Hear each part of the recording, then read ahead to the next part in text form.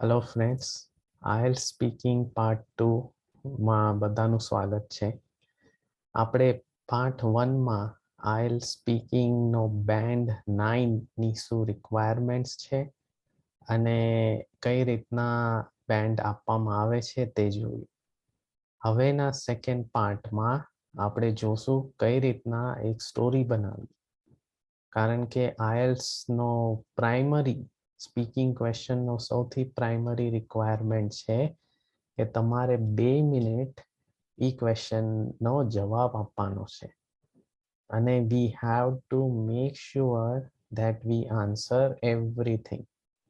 ક્વેશ્ચનમાં પૂછાયેલી દરેક વસ્તુનો આપણે આન્સર આપવાનો છે. તો એ કઈ રીતના આપશું એના માટે એક સ્ટોરી બનાવવી પડશે.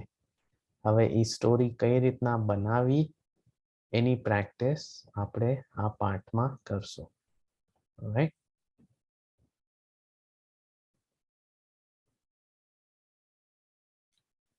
IELTSમાં આપણને એક 1 મિનિટનો પ્રિપેરેશન ટાઈમ આપવામાં આવે છે. Okay, we get 1 minute of preparation time. So એ ટાઈમમાં આપણને એક પેન અને પેપર આપવામાં આવે છે. મોસ્ટ કેસીસમાં એક પેન્સિલ અને એક નાનું પેપર આપવામાં આવે છે અને થ્રુઆઉટ ધ સ્પીકિંગ ટેસ્ટ એ પેપર તમારી સાથે જ રહેશે. તો કરવાનું શું છે, એ પેપર શું કામ આપવામાં આવે છે? ઓકે, તમને એક સ્પીકિંગ ક્વેશ્ચન પૂછ્યો છે, જેમ કે અત્યારના સ્ક્રીન પર છે. Tell us about your visit to a garden. When did you go? How was the experience? Okay, આ ક્વેશ્ચન છે. તમને 1 મિનિટ પ્રિપેરેશન ટાઈમ એટલે આપવામાં આવે છે કે આ ક્વેશ્ચનને તમે સમજો અને વિચારો કે નેક્સ્ટ 2 મિનિટ માટે તમારે શું બોલવાના છો. તો આ 1 મિનિટ પ્રિપેરેશન ટાઈમ માટે તમને પેપર અને પેન્સિલ અથવા પેન આપવામાં આવશે. તમારે એમાં તમારા જે થોટ્સ હોય, અમુક હિન્ટ્સ હોય, એ લખો, જેથી કરીને નેક્સ્ટ 2 મિનિટ્સ માટે તમે એને રેફરન્સ તરીકે યુઝ કરી શકો અને બોલી શકો. ઓકે, તમારી સામે ક્વેશ્ચન પણ હશે અને પેપર પણ હશે. એ 2 મિનિટ માટે ક્વેશ્ચન પણ ત્યાં રહેશે અને પેપર પણ તમારી પાસે જ હશે. સો એ પેપર જ્યારે આપવામાં આવે અને તમને ક્વેશ્ચન આપવામાં આવે, use that 1 minute to draw A table. એક ટેબલ બનાવો, જેમ કે મેં નીચે બનાવ્યું છે. એમાં વિઝિટ ટુ ગાર્ડન લખો. ઓકે, પછી ટેબલની ઉપર હેડિંગ્સમાં ક્વેશ્ચન શું પૂછે છે એ લખો. જેમ કે વેન ડીડ યુ ગો, તો આપણે વેન, અને હાઉ વોઝ યોર એક્સપિરિયન્સ એટલે હાઉ. ઓકે, આ મારી સ્ટાઇલ છે. તમે તમારી રીતના આને મોડિફાઈ કરી શકો છો. બોટમ લાઈન ઇઝ, કહેવાનું ઈ છે કે આવી રીતના એક ટેબલ બનાવો. Okay, van did you go, તો મેં લખ્યું મોર્નિંગના ગયો હતો. મે બી રાતના ભારે વરસાદ હતો, એના પછીની મોર્નિંગના હું ગયો હતો. ઓકે, તો મેં એવી રીતના પોઈન્ટ્સ લખ્યા છે. How was your experience? ત્યાં મિસ્ટ હતી, ત્યાં ડ્યુ ડ્રોપ્સ હતા, અર્થી સ્મેલ હતી, મોર્નિંગ જોગર્સ હતા, બર્ડ્સનો અવાજ આવતો હતો. ઓકે, સ્ટ્રીટ હોકર્સ હતા જે એ લોકોના સ્ટોલ સેટ કરતા. આવા બધા થોટ્સ મને આવ્યા એટલે મેં લખ્યા. હવે નંબરિંગની જરૂર નથી. મેં નંબરિંગ આપ્યું છે કારણ કે જ્યારે હું બોલતો હોઉં ત્યારે મને એક મેન્ટલી સિક્વન્સ બનાવવાની હોય, એટલા માટે મેં મારી રીતના નંબર્સ આપ્યા છે. પણ આ નંબર્સ કરેક્ટ ન હોય. દર વખતે આને આ ક્વેશ્ચન હું આન્સર આપીશ તો સિક્વન્સ બદલતી રહેશે. એ બહુ નેચરલ છે. માટે ત્યાં પણ જો અગર તમે નંબર્સ આપો, એ ખાલી એક મેન્ટલ સિક્વન્સ બનાવવા માટે છે. એને સ્ટ્રિક્ટલી ફોલો કરવાનું જરૂર નથી. ઓકે, સો નંબરિંગ આપો કે ના આપો એ તમારી ઈચ્છા છે, રાઈટ. સો આ 1 મિનિટ ટાઈમમાં તમારે ખાલી એક ટેબલ બનાવવાનું છે, જેના હેડલાઇનમાં જે ક્વેશ્ચન પૂછ્યો છે એ લખો અને નીચે જે પોઈન્ટ્સ, જે થોટ્સ તમને આવે છે એ, રાઈટ. નાવ આ ક્વેશ્ચન માટે મેં જે આ ટેબલની નોટ્સ બનાવી છે એના પરથી how is my visit to a garden. So when did you go? I went to the garden in the early mornings. The sunrise had not happened at that time. And the night, in the past night, there was a heavy rain, because of which the garden's timings were a bit delayed. The ground was wet. There was mist in the air. I can see dew drops on the leaves of the plants. There was an earthy smell in the air, which reminds me of my childhood times I spent in the garden. I go to garden daily. In fact, it has become a routine for me. I go there for a jog in the early morning. I meet many of the morning joggers in the garden, some of whom are now my best friends. In the gardens, I saw the birds chirping everywhere. It is not the first time I have experienced such beautiful thing. Time to time, I have been to the garden in the mornings when the birds chirping is at its loudest. In fact, it is so loud that at times it suppresses the sound of the traffic. The city is still sleeping. There is no hustle bustle on the streets. I can only see the street hawkers who are preparing their stalls for their morning customers. I generally go early in the mornings for my jog, following which I do exercise over there.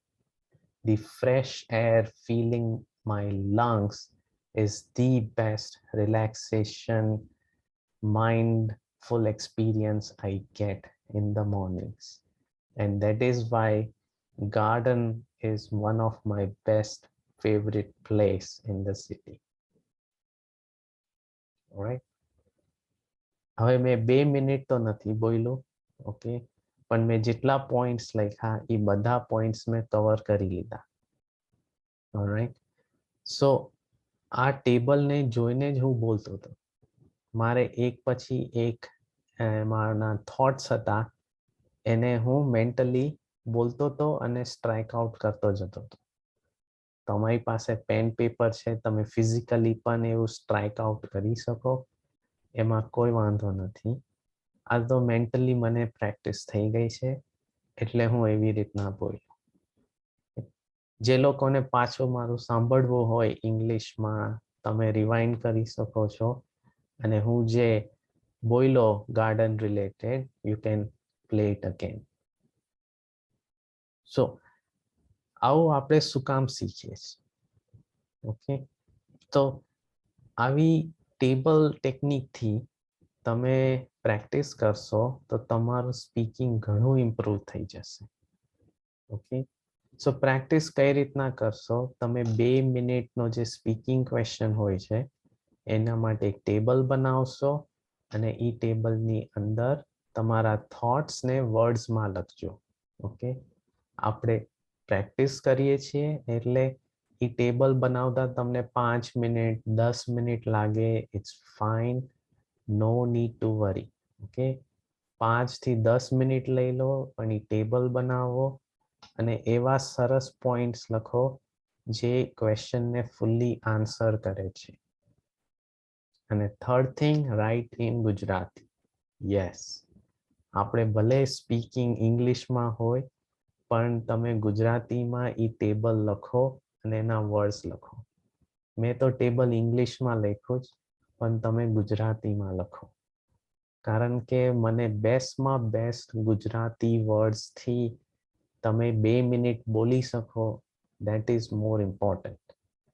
A Gujarati two English આપણે કરી લેશું, પણ 2 minute ગુજરાતીમાં બોલો એના માટેનું જે table બનાવો છે એમાં પણ ગુજરાતી વર્ડ્સ જ યુઝ કરો. ઓકે, 2 ગોલ યાદ રાખવાના. Fully answer the speaking question. Speaking ક્વેશ્ચનમાં જે પૂછાયું હોય એ ફુલ્લી આન્સર કરવાનો છે, એટલે ટેબલમાં એ બધા પોઈન્ટ્સ લખજો. ઓકે, ગાર્ડન હતું આપણે હાઉ અને વેન, તો મેં હાઉ અને વેન વાળા ટેબલમાં બધા પોઈન્ટ્સ લખ્યા. Second goal, use nice vocabulary. સરસ સરસ ગુજરાતીના વર્ડ્સ યુઝ કરો. ઓલરાઈટ, અને એને તમારા 2 મિનિટ ગુજરાતી સ્પીકિંગમાં ઇન્ક્લુડ કરો. આ બીજો પોઈન્ટ બહુ જરૂરી છે. એક વખત તમને ગુજરાતીમાં એ વર્ડ્સ આવડતા હશે, એનું ઇંગ્લિશ કરવું ઈઝી રહેશે.